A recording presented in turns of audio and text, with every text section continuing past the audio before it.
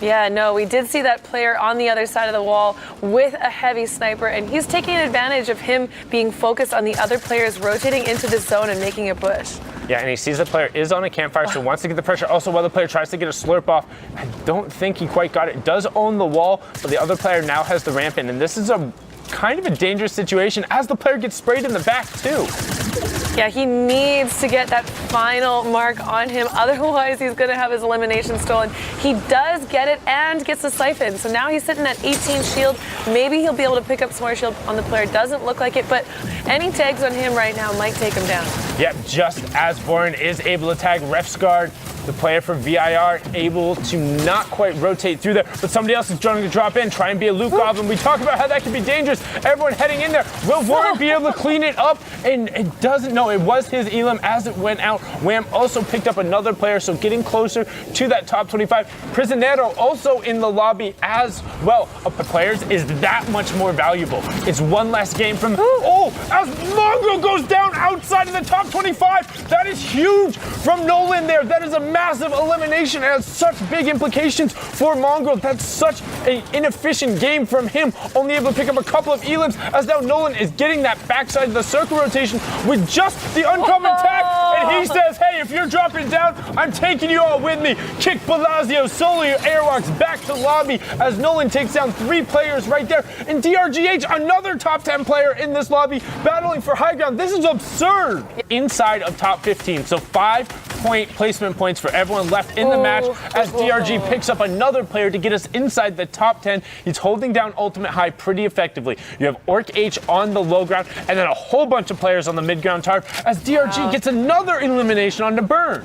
So Prisionero does not see him. Beto's able to get a positioning and a shot off on him. If he's able to coach this out, that's 50 siphon damage for him. That would be huge. And Vato is actually able to pick up a mini shield there as Orc H does get ticked out. Prisionero trying to find whatever space he can, but DRG now challenging down. We talked about how when you're on Ultimate High, you can just drop down and decide when to fight, but he only has one more mat left, which means he needs to start working his way down. Luckily, you can see the other players, but we're moving into another mountain, Kitty. Oh, no. This is not where you want to see DRG's positioning here. He's going to have to utilize his teammates or opponents' builds. Oh, all 3 of them getting ripped. He's not going to be able to use their build to get up. He does manage to get into the rift at the last second. So everyone has now taken the ref. All the players are up in the air, but they aren't going to be able to lay down. There's no space, so the last rifter is just going to get the high ground. DRG misses it too. Land it. The slope there not being enough, and the circle is almost too narrow. Now, how good can you stay in? How calm are your nerves? No. Who flies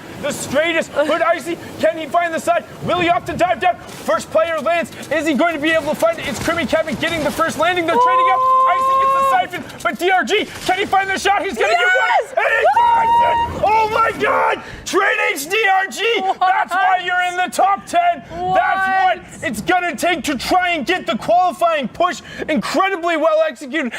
So the interesting thing about Polar Peak is it actually has a very huge disadvantage because it's on an angle, okay? There is no clear, easy way to build up that, and it actually angles towards you instead of away for you like a normal mountain would.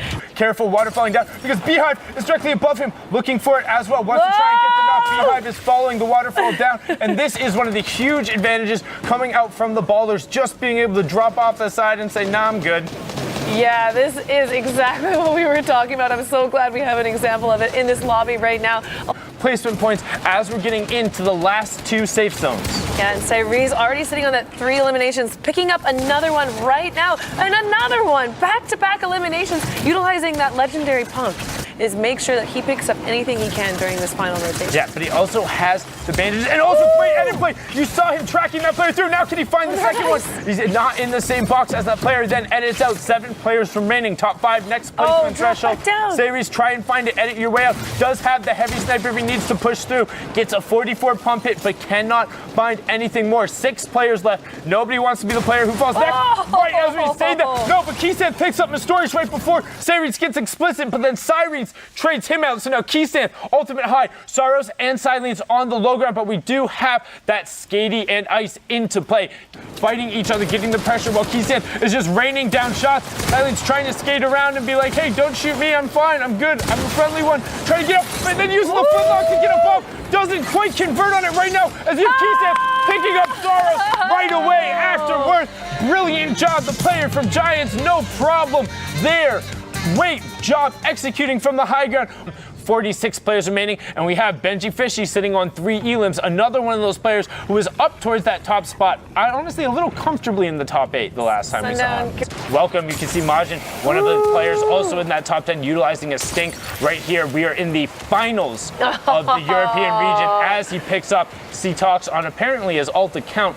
We're in the finals of Europe. We're looking to qualify 8 additional players into the Fortnite World Cup final in New York City. Atlantis, Majin,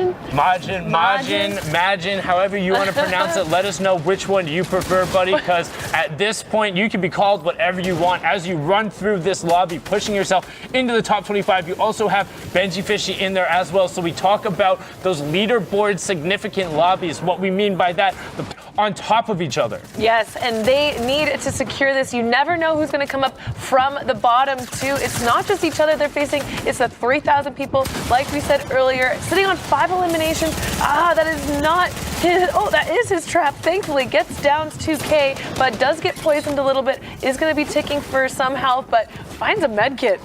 Yeah, finds 2 medkits. Now that poison trap is a 10 damage for 8 ticks, 80 damage total. But because he got the siphon going off, no problem there. As we take a look at this wide view.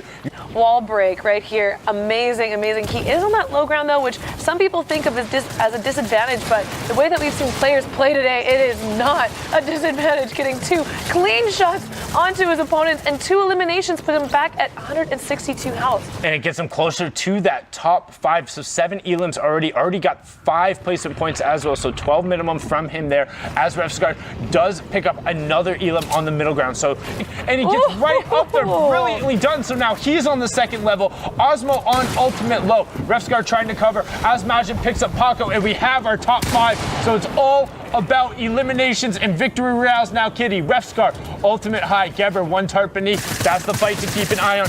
Will Geber be able to get clear of that? Osmo does get some bandages off as Majin gets picked up by Osmo, who's ducked out of the storm to try and find some shots. Refsguard and Geber working on each other. Geber drops down. Can he convert? Yes, Geber does. It's Geber versus Bleak. This is the Geber show. The player from Cooler dropping down. Can he find it? Yes!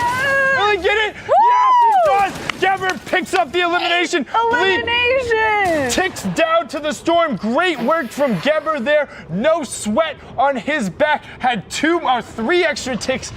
So entertaining for us to watch and to cast, and I'm just excited to see what all these guys are capable of. Like Heiko being on that low ground, but getting all his shots on his opponent and getting that elimination. Just kind of jump and immediately deploy. You've seen the better players will actually fall as far as they can and then use that momentum as he lines up a great shot. You heard the anticipation coming out, a little bit of the ooh. Zadek taking his time. Exactly. Line it up and pow. Headshot.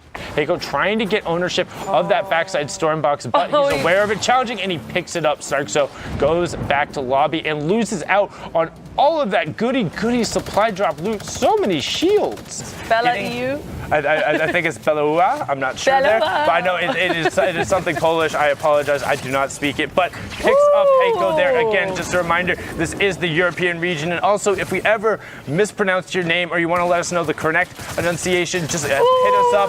As Belua is able to put down great shots on this backside of the circle rotation. Now hanging out in the storm for a second, running low on builds. We're getting closer. Top 20 players left. 19 in the lobby. Gems.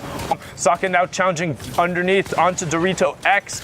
Will Belua be able to find it? Picks up another one on Coco Agent. He's just been running through right now, Kitty. So clean, really utilizing that silenced SMG on his opponents, picking up a ton of eliminations. And we talked about this earlier, that siphon at this point in the game is so important. You are getting tags from everybody right now. So eliminations are so important on the rotation. Yeah, it's absolutely huge. And we see now 1, 2, 3, 4, 5, 6, 7 ballers in play, 16 players left. Boys? So 9 players are still not running around with that. Although a great reaction shot, but wasn't the one to actually pick up the elim. One tap Lenny turns it around right there. However, he was inside that top 15, so did get the additional 2 points. You have Sai Attack. We saw a little bit of him earlier on that ultimate high ground. Prisionero on the tarp underneath as Illusion was our elim, probably is still our elim, sitting on 7 elims, but getting pressure right away. But Matix, M8 goes down. What a brilliant shot from Illusion to keep himself in. 69 HP. Can he find another siphon?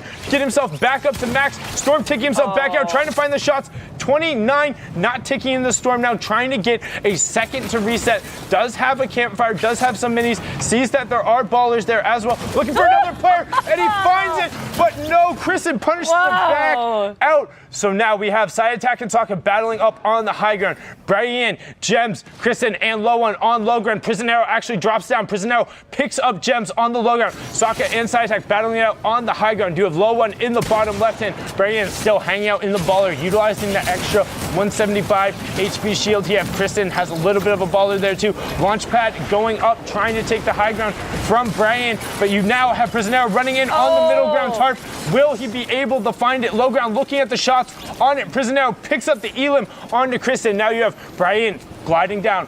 Keep your eye on the top right and bottom right. These are the two players who need to work their way down to challenge Prisonero. Will he be able to find it? Prisonero gets a great shot on him there, but can he quite pick it up? Needs to get the siphon, does, but now he has to reset because Brian, no, Prisonero has that slight, no, Prisonero's out, I lied. Low One has the slight health advantage, now he's gonna duck out, look to find the angle. Brian should just be able to stay with the Storm.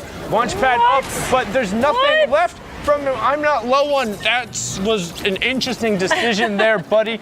Brian, I'm not sure how well you were able to do that, but the fact that you basically were able to win, who those first 8 players are, and oh my! What? Look at that list. What a fantastic. We got E11 Stompy in the first place. We heard about him. We saw that huge elimination game. Team Queso's Prisonero up there as well.